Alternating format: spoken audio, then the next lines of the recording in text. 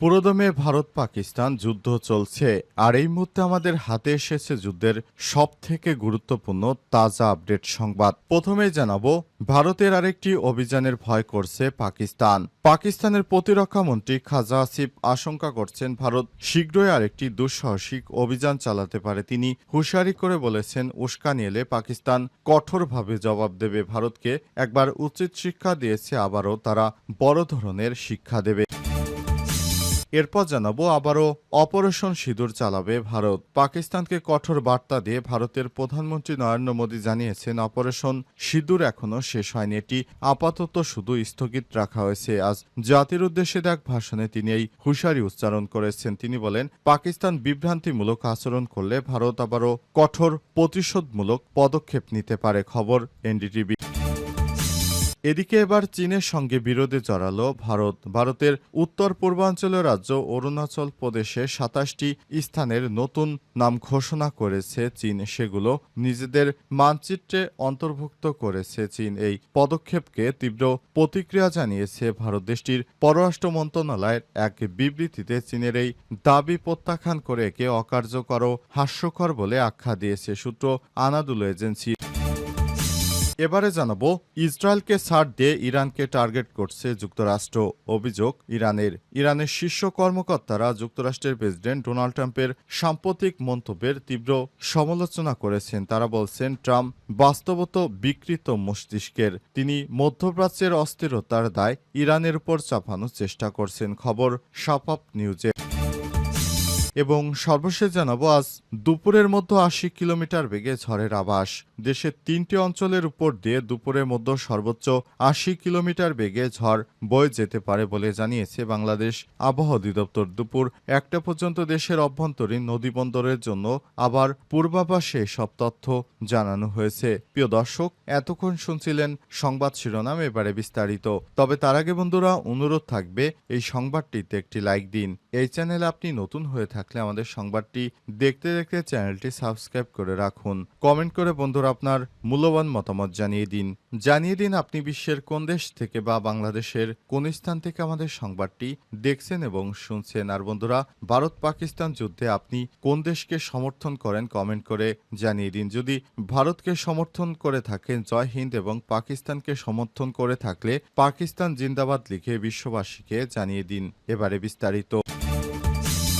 ভারতের আরেকটি অভিযানের ভয় করছে পাকিস্তানের প্রতিরক্ষামন্ত্রী খাজা আসিফ আশঙ্কা করছেন, ভারত শীঘ্রই আরেকটি দুঃসাহসিক অভিযান চালাতে পারে। তিনি হুঁশিয়ারি করে বলেছেন, উস্কানি এলে পাকিস্তান কঠোর জবাব দেবে। আজ জিও নিউজকে দেয়া এক সাক্ষাৎকারে খাজা আসিফ বলেন, ভারতের প্রধানমন্ত্রী নরেন্দ্র মোদী বর্তমানে রাজনৈতিকভাবে কোণঠাসা, চাপ এবং জনপ্রিয়তা কমে যাওয়ার কারণে তিনি হতাশ থেকে বেপরোয়া সিদ্ধান্ত নিতে পারেন। তিনি আরো বলেন, যদি মোদী এমন কিছু করে থাকেন তাহলে পাকিস্তান দৃঢ়ভাবে প্রতিক্রিয়া জানাবে এবং এতে আন্তর্জাতিক অঙ্গনে প্রতিক্রিয়া দেখা যাবে। আসিফ আরও বলেছেন, পরিস্থিতি আরও উত্তপ্ত হলে এমনকি ভারতের মিত্ররা মোদীর পাশে নাও দাঁড়াতে পারে। প্রতিরক্ষামন্ত্রী আরও জানান, পাকিস্তান কারো চাপের মুখে যুদ্ধবিরতিতে রাজি হয়নি, বরং যুক্তরাষ্ট্র সহ বন্ধুপ্রতিম দেশগুলোর সহায়তায় এই সিদ্ধান্ত নেওয়া হয়েছে।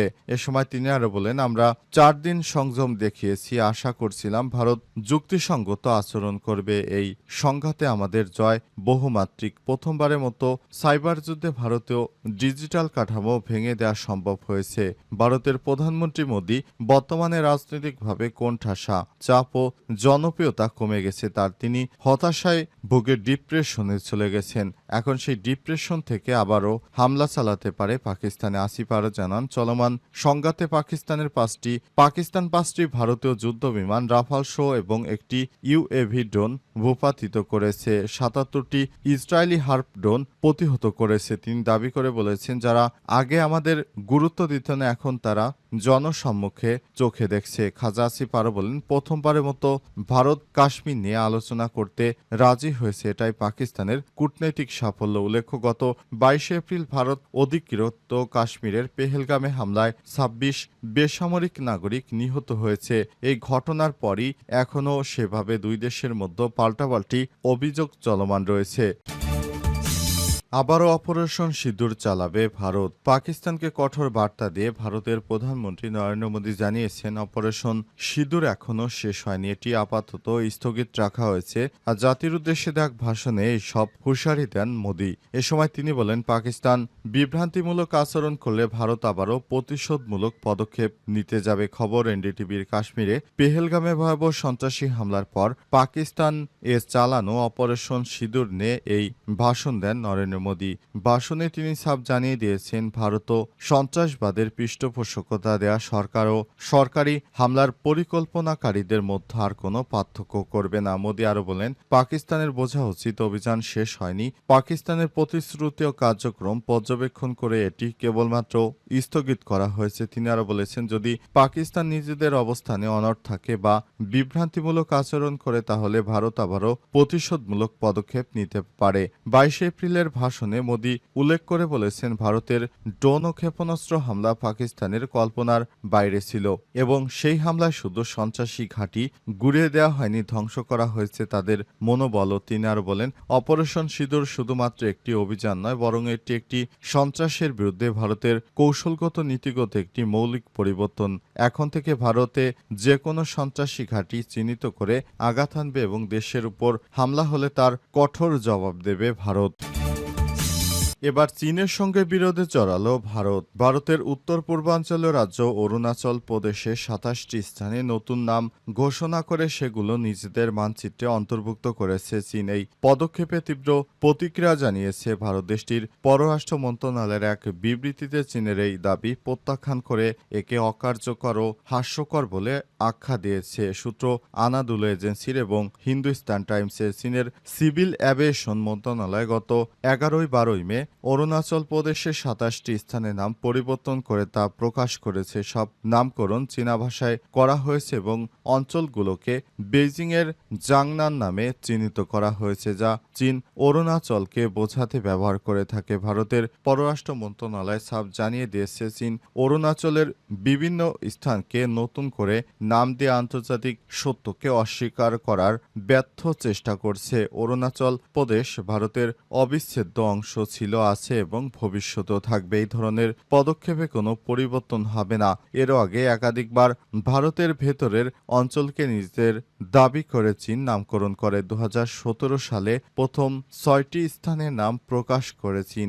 এরপর ২০২১ সালে ১৫টি, ২০২৩ সালে ১১টি এবং ২০২৪ সালের এপ্রিলে আরও ৩০টি স্থানের নাম ঘোষণা করা হয়। ২০২৪ সালের তালিকায় পাহাড়, নদী, হ্রদ, পর্বত, গিরিপথ, আবাসিক এলাকা ও জমিসহ বিভিন্ন ভূ অবস্থান অন্তর্ভুক্ত ছিল। চীনা কর্তৃপক্ষ এসব স্থানের অক্ষাংশ, দ্রাঘিমাংশ সহ হাই রেজুলেশন মানচিত্র প্রকাশ করে। ভারতের পররাষ্ট্র মন্ত্রণালয় বরাবরের মতোই এসব দাবিকে অযৌক্তিক ও ভিত্তিহীন বলে অভিহিত করে আসছে। দিল্লির অবস্থান পরিষ্কার, সীমান্তবর্তী অরুণাচল প্রদেশে ভারতের অংশ এবং চীনের পুনঃনামকরণের মাধ্যমে সে বাস্তবতা পাল্টাবে না।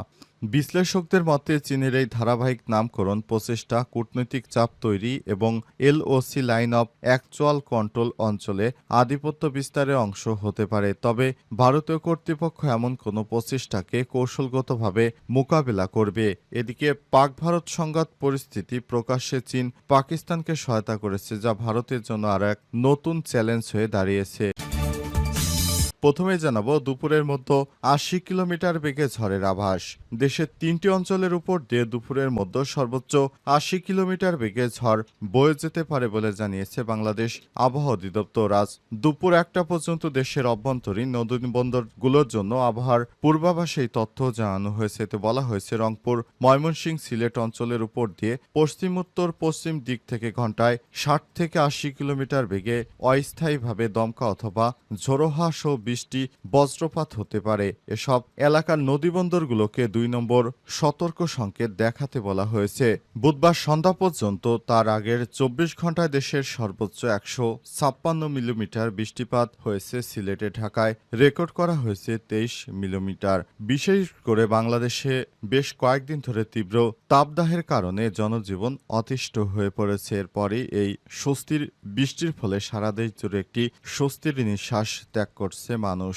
শান্তির প্রশান্তির বৃষ্টি হচ্ছে। বৃষ্টির কারণে এতদিন ধরে জনজীবনে যে অস্বস্তি ছিল সেটি কেটে গেছে। বিশেষ করে রাজধানী ঢাকায় যে বৃষ্টিপাত হয়েছে সেটি জনমনে শান্তি বয়ে নিয়ে এসেছে কাল। আজ বাংলাদেশের আরও বেশ কয়েকটি জেলায় যদি বৃষ্টিপাত হয় তাহলে বাংলাদেশে গরম কিছুটা কমবে এমনটাই আশা করা হচ্ছে।